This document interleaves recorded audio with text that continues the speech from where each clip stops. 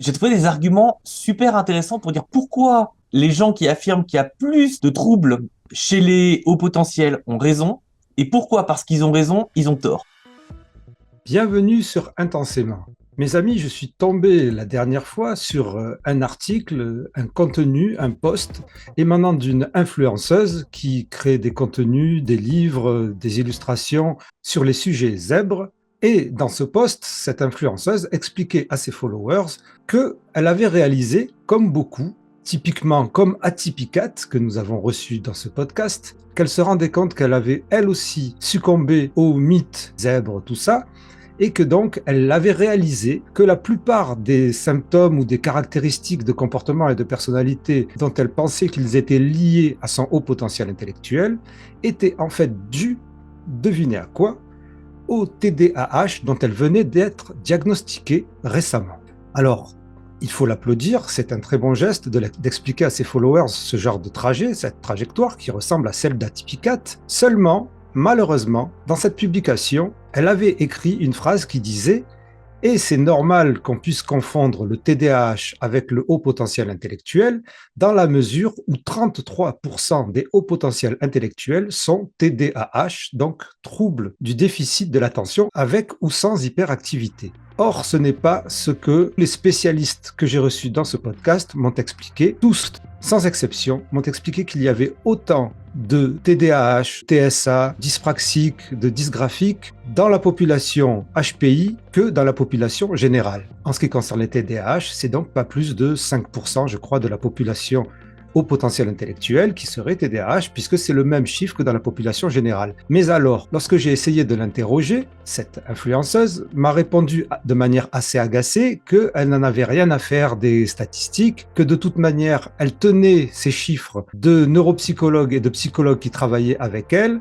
et que de toute manière, pour elle, c'était pas important, alors que pour moi, personnellement, la différence entre 5% et 30% est énorme, et on va comprendre pourquoi, grâce à Sébastien Hague, neuropsychologue à Besançon, qui est déjà intervenu dans ce podcast au sujet de la pensée en arborescence pour un épisode qui est un des plus vus sur cette chaîne, qui aime bien discuter de l'esprit critique et de la manière de l'appliquer en psychologie, en neuropsychologie, en neurosciences et en général dans la vie. Sébastien Hague, qui va donc nous décortiquer d'abord la méthode qui permet de comprendre à qui il faudrait se fier en ce qui concerne ces chiffres.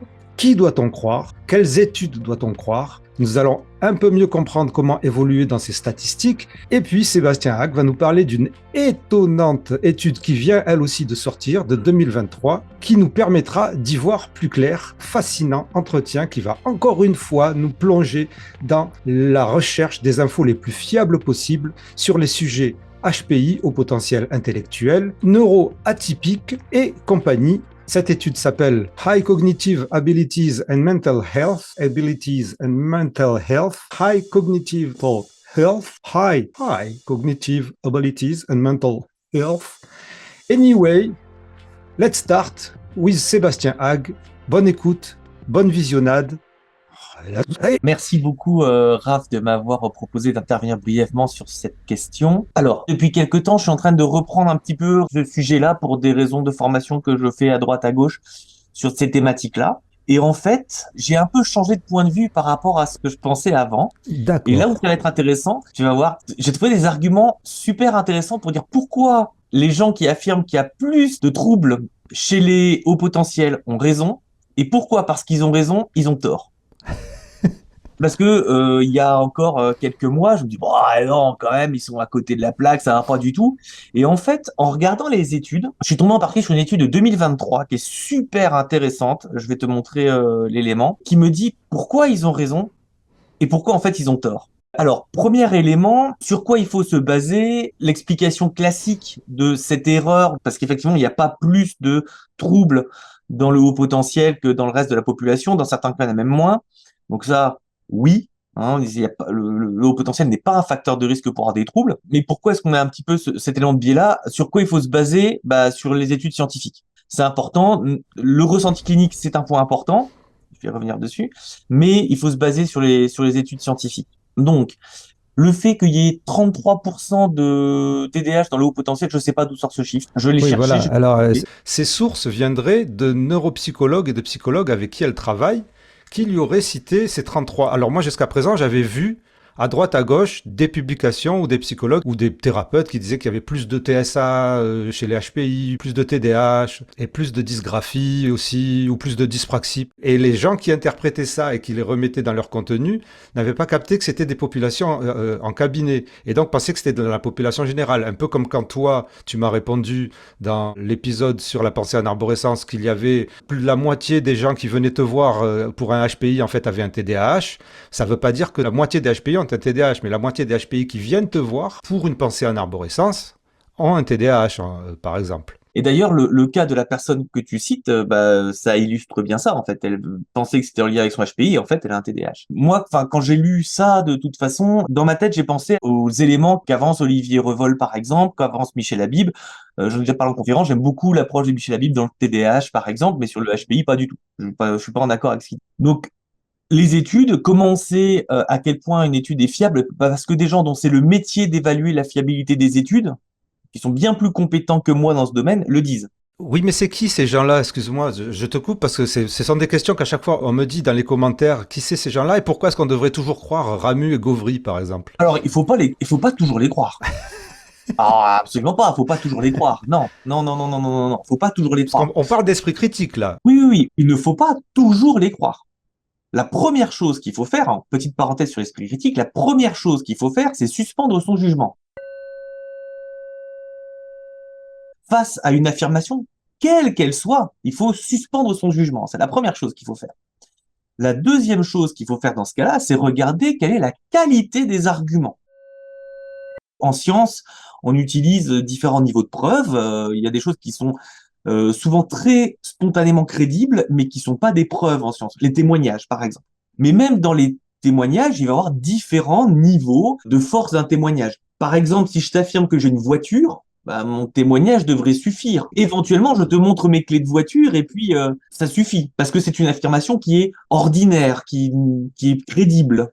Si je t'affirme que j'ai une licorne, je pense que même si je te montre une photo de moi, une mèche de cheveux argentée et pailletée, tu vas pas me croire pour autant parce que c'est une information qui est extraordinaire et donc qui nécessite des arguments, des preuves extraordinaires. Donc déjà, même rien que dans les témoignages, on va pouvoir mettre une hiérarchie. Ensuite, en termes de méthodologie, en science, il y a différents degrés de preuve.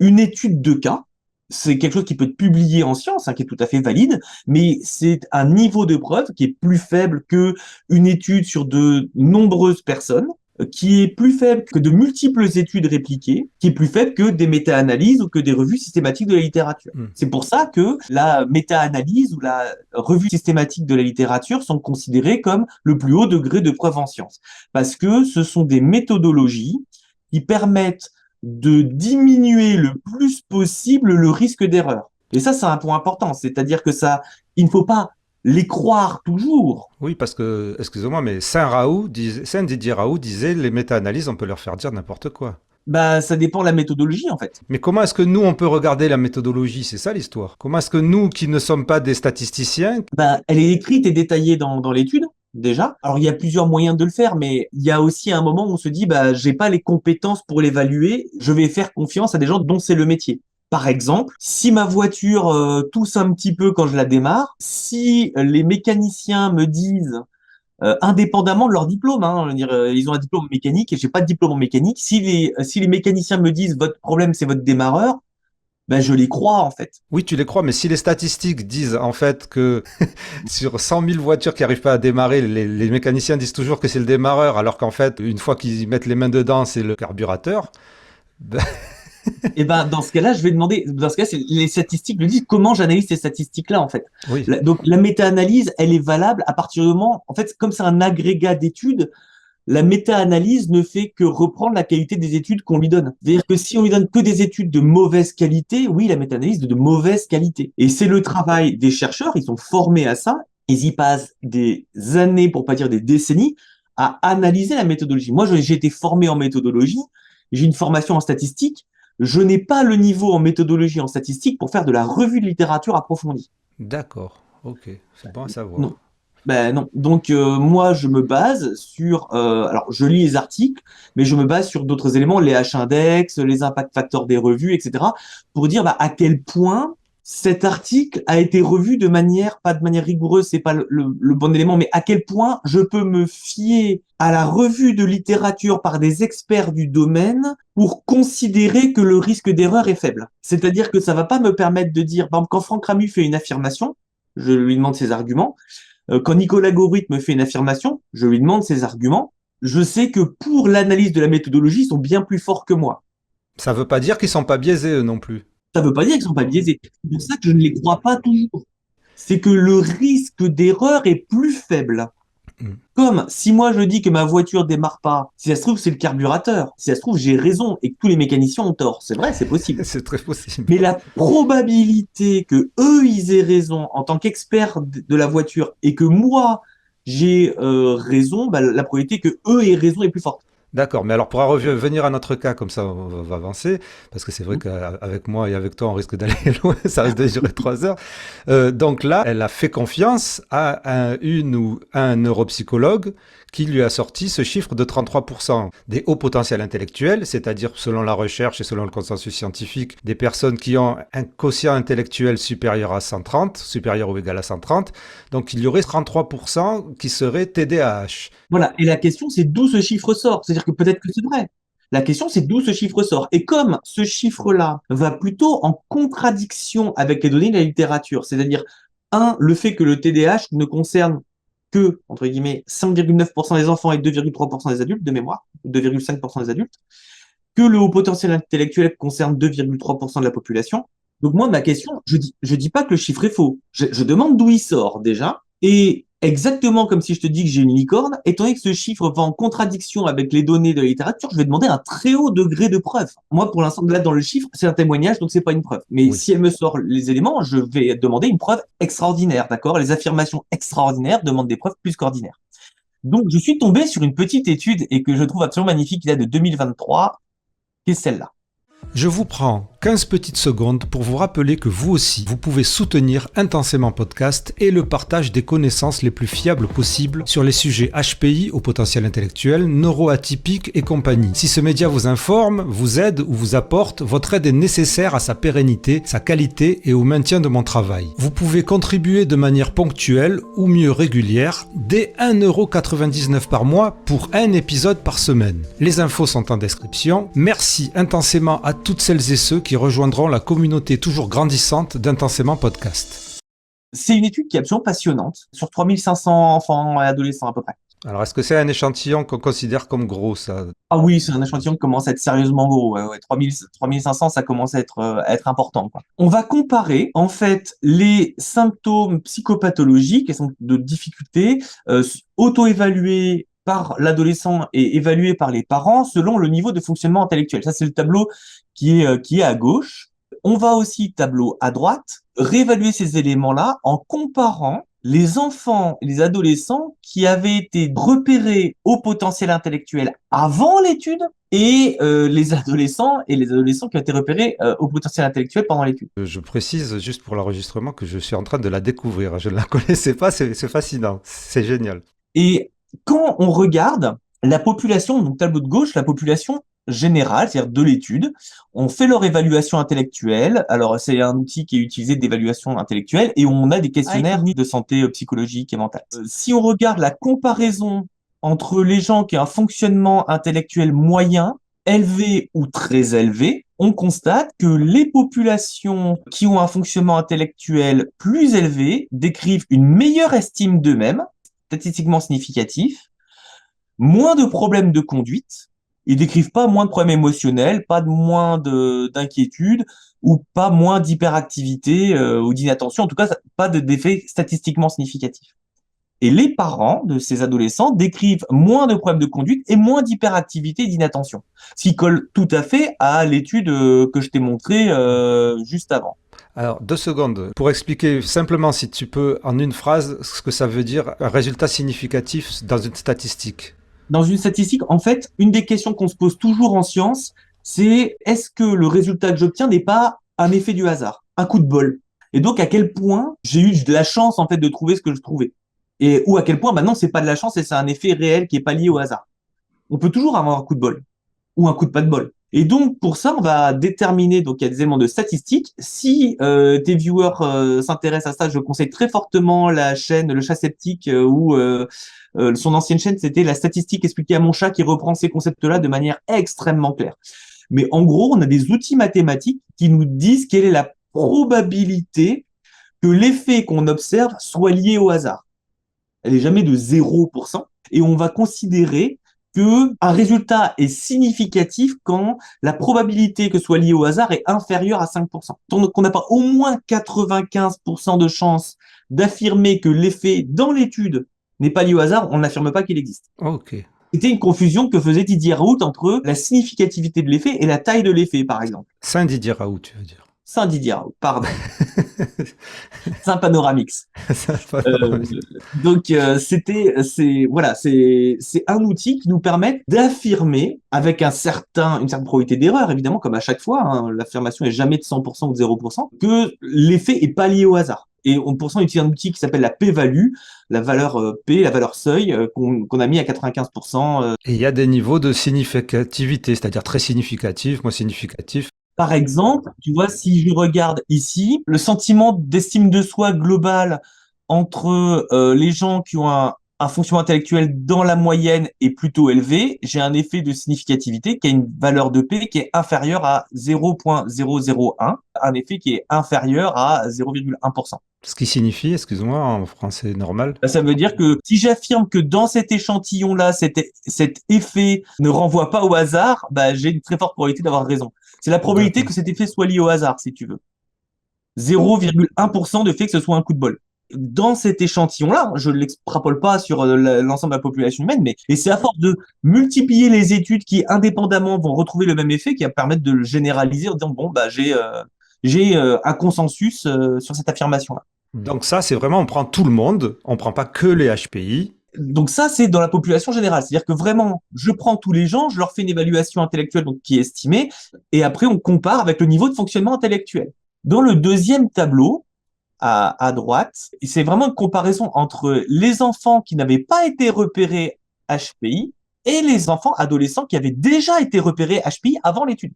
Ah, ça c'est intéressant. C'est super intéressant. Et donc, dans ces cas-là, quand on compare ces deux populations-là, on constate que les adolescents décrivent une moins bonne estime d'eux-mêmes, plus de problèmes émotionnels, plus d'inquiétudes et plus de difficultés d'inattention et d'hyperactivité. Et on n'est pas en France. On n'est pas en France. C'est-à-dire que ça n'a rien à voir avec la zébritude, ni avec tous les... Non, il me semble que l'étude, elle vient d'Aberdeen, si je dis pas de bêtises.